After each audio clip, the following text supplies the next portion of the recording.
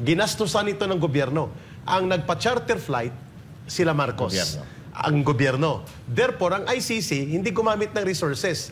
Tama ang description ni US President Donald Trump that the ICC works like a mafia. Like a syndicate, pwede mong bilhin pala ang ICC para magpawarant ka and then gamitin mo ang poder ng gobyerno, magpadukot ka ng tao. Iyan ang nangyari kay Pangulong Duterte. May mga nababalitaan kami tungkol dito sa ICC na ito ay parang isa sa mga pinakahawak ng mga makakaliwa. Totoo ba yun, kay Eric? Magandang tanong ang binuksan ni Brother Jay. Thank you for that question. Ang ICC po was a creation of non-government organizations. Mainly mga leftist, socialist-oriented, and communist sympathizers na naka-base sa Europe. There is one organization na binuo, Jay, sa tanong mo, na ang tawag po ay ILPS, International League of People's Struggle. The ILPS was created by Communist Party of the Philippines at ginawa siya na International Alliance. Ang ILPS was part sa mga nagtulak para mabuo ang ICC. Therefore, ang ICC was an idea in the creation of leftist organizations, pro-socialist groups, and pro-communist operators na mainly na sa Europe. So, hindi katakataka sa tanong ni Jay kung ito ba ay konektado sa local communist terrorist group. Of course, pasensya na po kayo, mga kababayan, at dito ko ito ibubulgar sa inyo. Si Attorney Cristina Conte po ay hindi ordinaryong abogada. Abogada po siya ng Communist Party of the Philippines at ang kanyang operation ay para ipagtanggol ang NPA at ang NDF. At ang kanyang grupo ay pinapangalanan na NUPL, National Union of Patakas Lawyers. Kasi tagapagpatakas ng NPA ang grupong ito. Created by CPP purposely. Sa dinami-daming lawyers na matitino, magagaling at matatalino kumpara sa kanya, but siya ang pinili ng ICC as legal counsel of the ICC in the Philippines. Kasi recommended siya ng Central Committee International Department ng Communist Party na nakabase sa the Utrecht, Netherlands.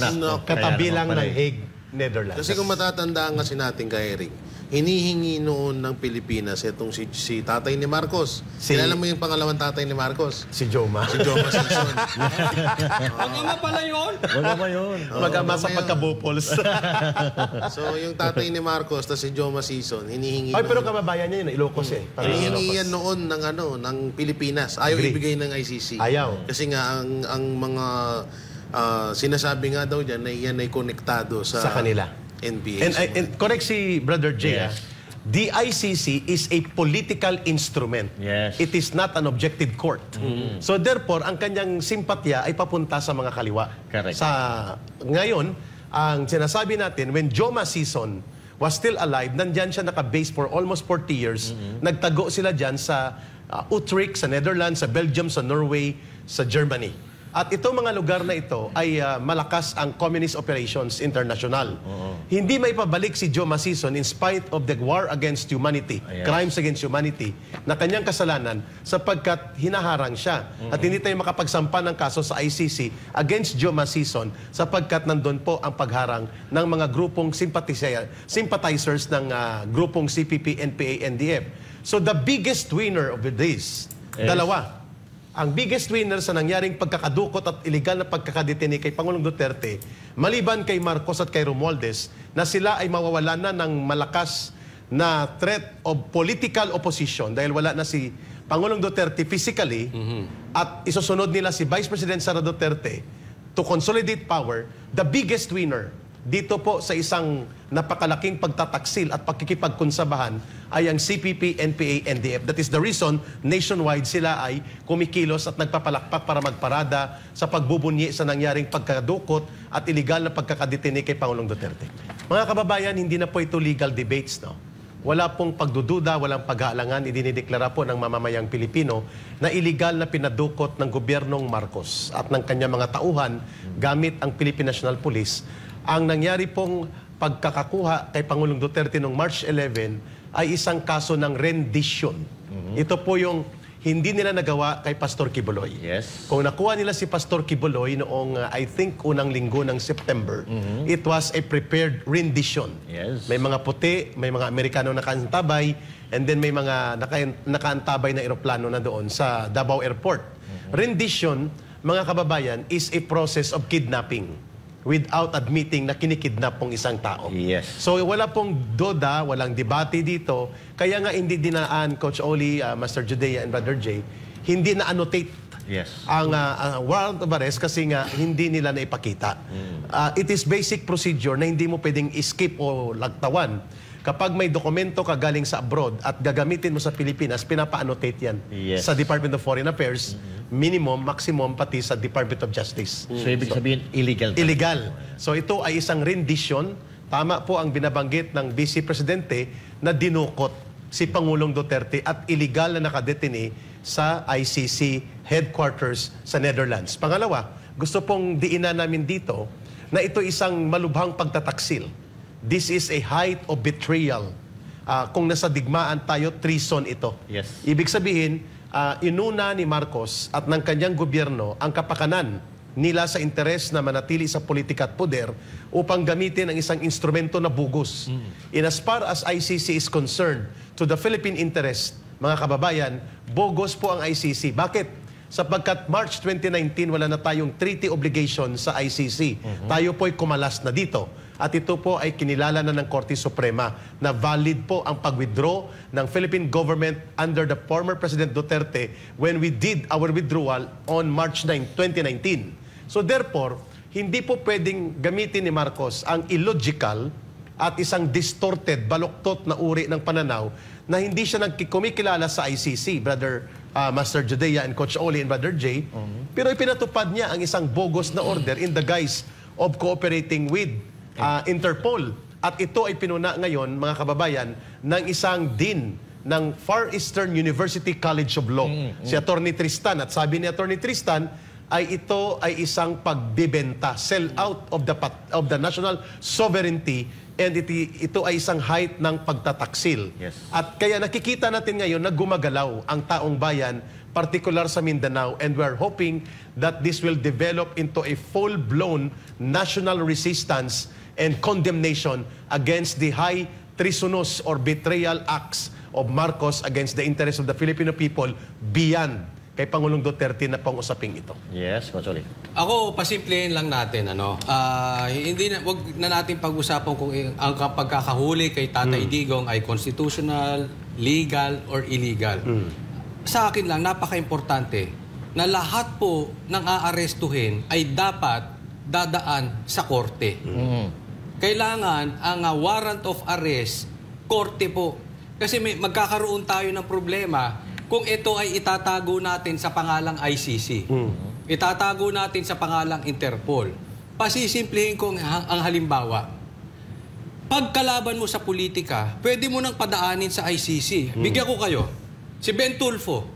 Halimbawa, hindi ka sumama sa amin, nag-independent ka, pahihinahin ka namin, ayaw mo, bibigyan ka namin ng kaso, tapos ang ICC magbibigay ng warrant of arrest, tapos arrestuhin ka, dadaling ka sa Villamor, lipad ka. Roque, halimbawa, di ba? May kaso ka. Yung si Tebes, may kakasuhan ka, ganito, kailangan ikaw ay terorista, o uhulihin ka, dadaling ka sa Villamor, ililipad ka. Etong huli, halimbawa lang ito kung kalabang ka sa politika, pwedeng gamitin ang pang-aabuso, padadaanin lang, magkakaroon ng ng akusasyon, ICC, si Marcos sasabihin, sumusunod lang kami sa Interpol, gano'n kasimple. Tapos dadamputin ka ni Torre, sasabihin ni Torre, walang judge dito. Doon na lang kayo sumagot sa Villamor. Ay sa Villamor, sa Villamor, dadaling ka namin sa ICC, doon ka magpakita ng Tapos tayo, malaking halimbawa, si Dilima gustong gumante. Si Cayetano, ipahuhuli din sa ICC. Paano kung umagri ang ICC, tapos magpalabas ng red notice ang Interpol, sabihin ni Marcos, kami ay sumusunod lang. damputin si Cayetano, Darlene sa Villamor, ilipad. Ano sasabihin niya? Asan ang warrant? Doon ka magpaliwanag. Malaking problema. Tama. Ano po ba ang martial law? Oh, warrantless. May warrant, hindi natin maintindihan. Bakit? Hindi inisyu ng korte natin. So, napaka-importante, kaya nga may 3 branches tayo. Kaya tayo may separation of powers para nawawala yung kuntsabahan. Connivance. That is very, very important. Pag inalis mo na yan sa taong bayan, yung karapatang pantao niya mawawala. So wag po natin alisin sa mga Pilipino, katulad niya, mayroon sinabi, yung mga fake news, fake news, fake news. Dadamputin namin kayo. Ano to, damputan na lang tayo? Yung gusto nyong damputin, basta nyo dadamputin. Kung meron kayong gustong gawin, wag nyong padaanin kay Torre. Padaanin nyo muna sa korte. Yan ang purpose ng korte eh. Para sila ang humusga kung tama ba o mali. Yung warrant ba? Isang tanong lang. Yung warrant ba na ginamit nila panghuli kay Tatay Digong dumaan sa korte ng Pilipinas? Simple. Huwag na natin pagtalunan kung ano-ano pa. Dapat po, nire-respeto natin. Eh kung magpapasakop na lang tayo magpapasakop, tanggalin nyo na Supreme Court. Tanggalin na natin korte, hindi nyo rin susunod. Kayo na lang ng kayo-kayo eh. Actually, nakakahiya ang nangyaring yun, Jay, no? Before kayo balik sa inyo, Master Judea and Coach Oli, sapagkat yun po ay isang state-sponsored kidnapping. Oo. So, kinidnap po si Pangulong Duterte, walang patumpik-tumpik po ang ating pag-determine nito, sapagkat ang warrant of arrest, bogus ang nag-issue. May warrant o wala, ang ICC ay bogus entity sa Pilipinas. At hindi tinatanggi ni Marcos yan, Coach. Sabi niya, hindi ko kinikilala ang ICC. Pero we are obligated and mandated to cooperate with Interpol. Palusot, ang Interpol can only coordinate, can only recommend, but they cannot enforce. Therefore, the decision para dukutin si Pangulong Duterte was made by Marcos. At anong ginamit niya? Tamang punto mo, Coach Oli. Ginastusan ito ng gobyerno. Ang nagpa-charter flight, sila Marcos. Ang gobyerno. Therefore, ang ICC, hindi gumamit ng resources. Tama ang description ni US President Donald Trump that the ICC works like a mafia. Like a syndicate, pwede mong bilhin pala ang ICC para magpawarant ka and then gamitin mo ang poder ng gobyerno, magpadukot ka ng tao.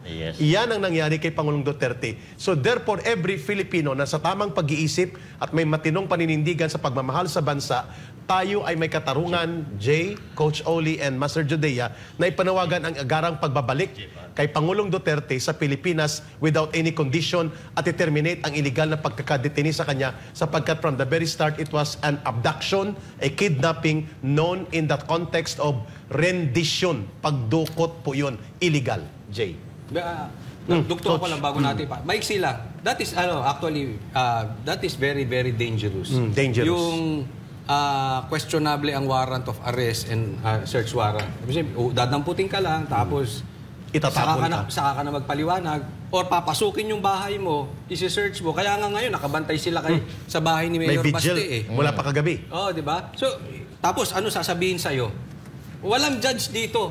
Papasok kami sa ayaw sa gusto ninyo. On our terms. Saka kayo, kung may reklamo kayo, magreklamo kayo. Dangerous. That is very dangerous. Dangerous.